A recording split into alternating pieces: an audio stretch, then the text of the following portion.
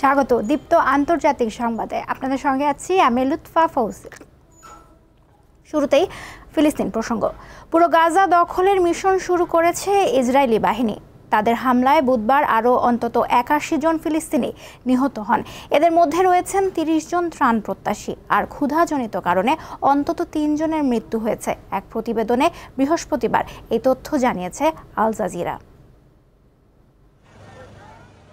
গাজাকে ধ্বংসস্তূপ বানিয়েও ক্ষান্ত হননি নেতানিয়াহু। হাজার হাজার ফিলিস্তিনি নারী ও শিশুর রক্ত তাকে থামাতে পারছে না। এবার ইসরায়েলি প্রধানমন্ত্রী নেমেছেন পুরো গাজা সিটি দখলের মিশনে। এ লক্ষ্যে স্থানীয় সময় বুধবার থেকে শুরু হয় ধ্বংসলীলা। কামানের গোলা ও বন্দুকের গুলিতে ছিন্ন ভিন্ন হচ্ছে ফিলিস্তিনিদের দেহ।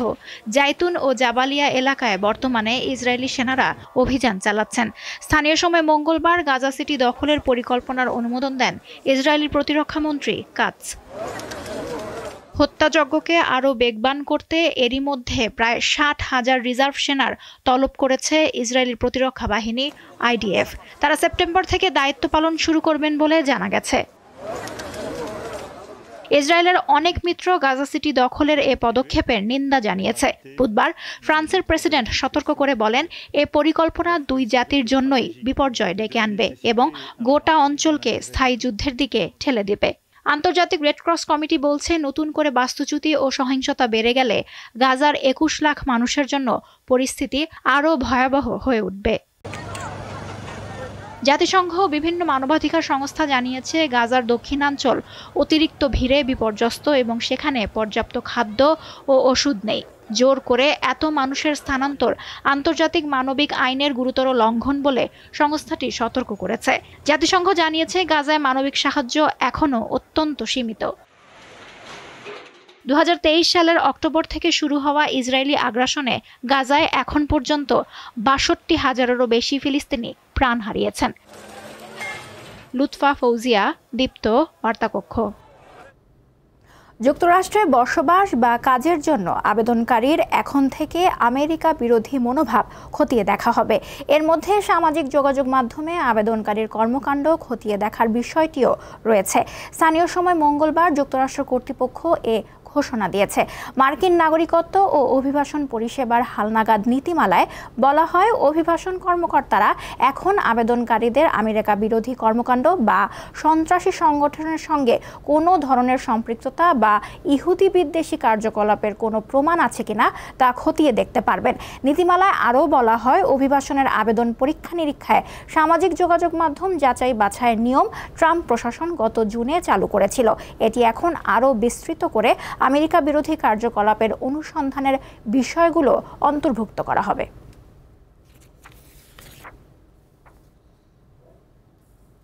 আন্তর্জাতিক অপরাধ আদালত ICCর কয়েকজন কর্মকর্তার ওপর নতুন করে নিষেধাজ্ঞা দিয়েছে যুক্তরাষ্ট্র। যুদ্ধাপরাধের অভিযোগে ইসরায়েলি নেতাদের বিরুদ্ধে গ্রেফতারি পরোয়ানা জারির কারণে এমন পদক্ষেপ নিল ট্রাম্প প্রশাসন। ইসরায়েলের প্রধানমন্ত্রী বেনিয়ামিন নেতানিয়াহু ওয়াশিংটনের এই পদক্ষেপকে স্বাগত জানিয়েছেন। গাজায় যুদ্ধ অপরাধ ও মানবতা বিরোধী অপরাধের দায়ে গত বছর নেতানিয়াহুর বিরুদ্ধে গ্রেফতারি পরোয়ানা জারি করে আন্তর্জাতিক অপরাধ আদালত। কিন্তু ICC যেন ইসরায়েলি নেতাদের বিচার না করতে পারে, সেজন্য সংস্থাটির ওপর বিধিনিষেধ আরও বাড়ানো হলো। বুধবার মার্কিন পররাষ্ট্রমন্ত্রী মার্কো রুবিও নতুন নিষেধাজ্ঞার ঘোষণা দেন।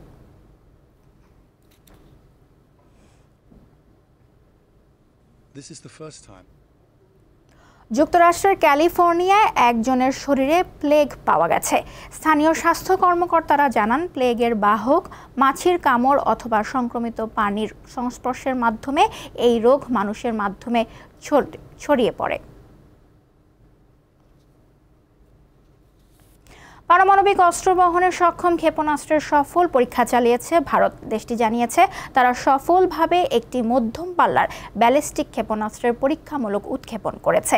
এটি পুরো চীনের যে কোনো স্থানে পারমাণবিক ওয়ারহেড বহন করতে সক্ষম। বুধবার ভারতের পূর্বাঞ্চলীয় ওড়িশা রাজ্য থেকে অগ্নি-5 নামের এই ক্ষেপণাস্ত্র উৎক্ষেপণ করা হয়। ভারতীয় প্রতিরক্ষা কর্তৃপক্ষ জানিয়েছে, উৎক্ষেপণ প্রক্রিয়ায় সব ধরনের কার্যকরী ও প্রযুক্তিগত মানদণ্ড যাচাই করা হয়েছে। হয়েছে। অগ্নি-5 ক্ষেপণাস্ত্রটি ভারতের নিজস্ব প্রযুক্তিতে তৈরি বেশ কয়েকটি স্বল্প ও মধ্যম পাল্লার ব্যালিস্টিক ক্ষেপণাস্ত্রের মধ্যে অন্যতম। এই পরীক্ষা পাকিস্তান ও চীনের বিরুদ্ধে ভারতের প্রতিরক্ষা সক্ষমতা জোরদারের কৌশলের অংশ।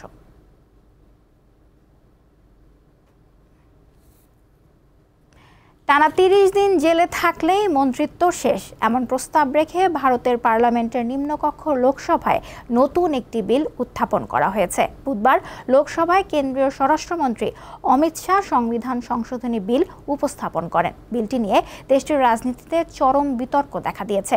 নরেন্দ্র মোদী সরকারের দাবি প্রশাসনকে দুর্নীতিমুক্ত করা এবং জনগণের আস্থা বজায় রাখাই এই মূল লক্ষ্য। তবে কংগ্রেস নেতা রাহুল গান্ধী ও পশ্চিমবঙ্গের মুখ্যমন্ত্রী মমতা বন্দ্যোপাধ্যায় এই বিলের কড়া সমালোচনা করেছেন। তারা বলেছেন, নতুন এই বিলের মাধ্যমে হিটলারি কায়দায় গণতন্ত্রের ওপর আঘাত হানা হচ্ছে। প্রস্তাবে বলা হয়, গুরুতর অপরাধে অভিযুক্ত হয়ে অন্তত 30 দিনের জন্য জেলে থাকলে প্রধানমন্ত্রী, মুখ্যমন্ত্রী বা অন্য কোনো মন্ত্রীকে পদ হারাতে হবে। ইউক্রেনের নিরাপত্তা নিশ্চয়তার জন্য আর্থিক দায়ের সিংহভাগ ইউরোপকে বহন করতে হবে, এমন কথা জানিয়েছে যুক্তরাষ্ট্র। বুধবার মার্কিন ভাইস প্রেসিডেন্ট জে.ডি. ভ্যান্স কথা বলেন। তিনি জানান, ইউক্রেনের দায়ভার ইউরোপকেই বহন করতে হবে, কেননা এটা তাদের মহাদেশ আর তাদের নিরাপত্তার সঙ্গে জড়িত। এদিকে স্থানীয় সময় মঙ্গলবার রাতে রাশিয়ার একটি গ্যাস স্টেশন ও সুমি অঞ্চলে হামলার দাবি করেছে ইউক্রেন। এতে অন্তত 14 জন আহত হয়েছেন।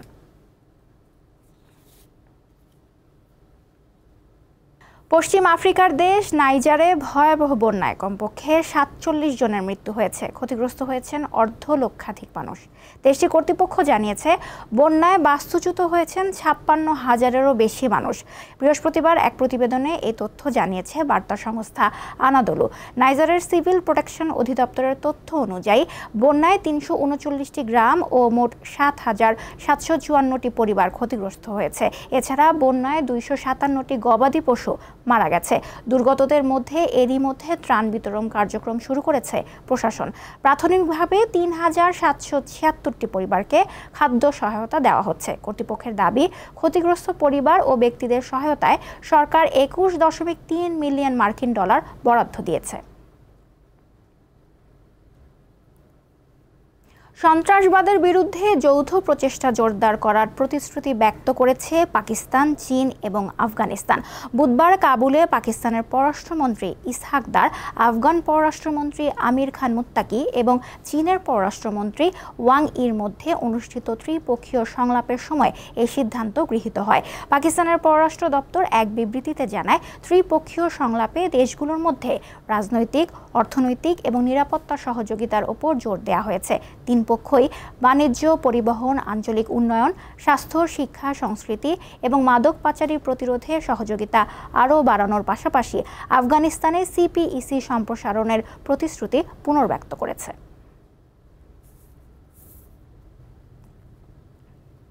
যুক্তরাষ্ট্রের প্রেসিডেন্ট ডোনাল্ড ট্রাম্পের সাবেক ঘনিষ্ঠ সহযোগী ধনকুবের ইলন মাস্কের বিরুদ্ধে হওয়া একটি মামলার বিচার কাজ চলবে। বুধবার এমন আদেশ দিয়েছেন দেশটির একজন ফেডারেল বিচারক।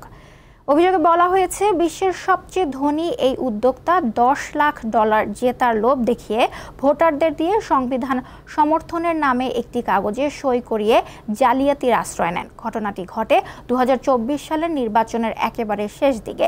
মাস্ক ও তার সংগঠন 7টি গুরুত্বপূর্ণ অঙ্গরাজ্যে একইভাবে ভোটারদের প্রলুব্ধ করেন। বলা হয়েছিল, প্রতিদিন লটারির মতো একজনকে বেছে নিয়ে $10 লাখ দেওয়া হবে, কিন্তু বাস্তবে কারও সেই টাকা পাওয়ার সুযোগ ছিল না, বরং ভোটারদের কাছ থেকে নাম, ঠিকানা, ইমেল এবং ফোন নম্বর সংগ্রহ করা হয়েছিল।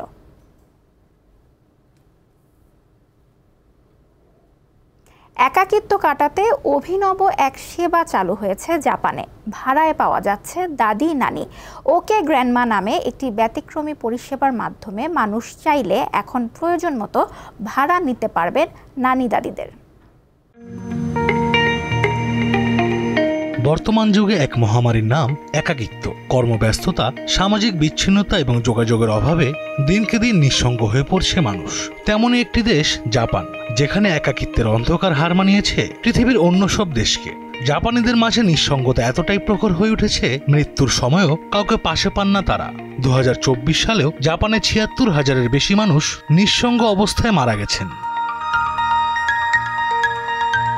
সেই একাকিত্ব ঘুচাতে দারুণ এক উদ্যোগ নিয়েছে জাপান, যেখানে টাকার বিনিময়ে প্রয়োজন মতো দাদি নানি ভাড়া করতে পারবেন সবাই। এই পরিষেবার নাম দেয়া হয়েছে ওকে গ্র্যান্ডমা। অভূতপূর্ব এই উদ্যোগটি প্রথম শুরু করে টোকিও ভিত্তিক সংস্থা ক্লায়েন্ট পার্টনার্স। তবে ব্যাপক জনপ্রিয় হওয়ার পর বর্তমানে বিভিন্ন এজেন্সির মাধ্যমে সেবাটি পরিচালিত হয়। এখানে কাজ করেন 60 থেকে 94 বছর বয়সী প্রবীণ নারীরা, যারা রান্না, ঘরের কাজ, বাচ্চা দেখাশোনা, সম্পর্ক সংক্রান্ত পরামর্শ দেয়া কিংবা নিছক সঙ্গ দেয়া থেকে শুরু করে বিয়ে, খেলাধুলা বা সামাজিক অনুষ্ঠানে অতিথি হিসেবে যোগ দিতে প্রস্তুত থাকেন।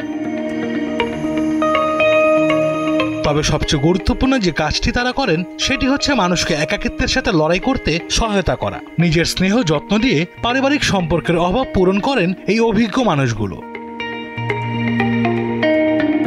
এই উদ্যোগ জাপানের প্রবীণ নারীদের জন্য কর্মসংস্থান তৈরি করে দিচ্ছে। যারা অবসরের পরও সমাজের কাজে যুক্ত থাকতে চান, তাদের জন্য অর্থ উপার্জন ও সামাজিক সম্পৃক্ততা ধরে রাখার এক দারুণ উপায় এটি। এই সেবায় একজন দাদিকে ভাড়া করতে ঘন্টা প্রতি খরচ করতে হয় 3,300 ইয়েন, পাশাপাশি যাতায়াত ও অন্যান্য খরচ বাবদ দিতে হয় আরো 3,000 ইয়েন। জাপানে প্রতিনিয়ত বাড়ছে বয়স্ক মানুষের সংখ্যা। এ অবস্থায় ওকে গ্র্যান্ডমাকে শুধু ব্যবসা নয়, বরং সমাজের ছিন্ন হয়ে যাওয়া বন্ধনগুলো আবার জোড়া লাগানোর প্রচেষ্টা বলছেন বিশ্লেষকরা। আশরাফ শুভ, দীপ্ত, বার্তাকক্ষ। শেষ করছি দীপ্ত আন্তর্জাতিক সংবাদ। আমাদের পরবর্তী আয়োজন বিকেল 5টায় জেলার সংবাদ দেখার আমন্ত্রণ রইল। এছাড়াও দেশ বিদেশের নানা তথ্য জানতে চোখ রাখুন দীপ্ত টিভির ডিজিটাল প্ল্যাটফর্মগুলোতে। এতক্ষণ সঙ্গে থাকার জন্য ধন্যবাদ সবাইকে।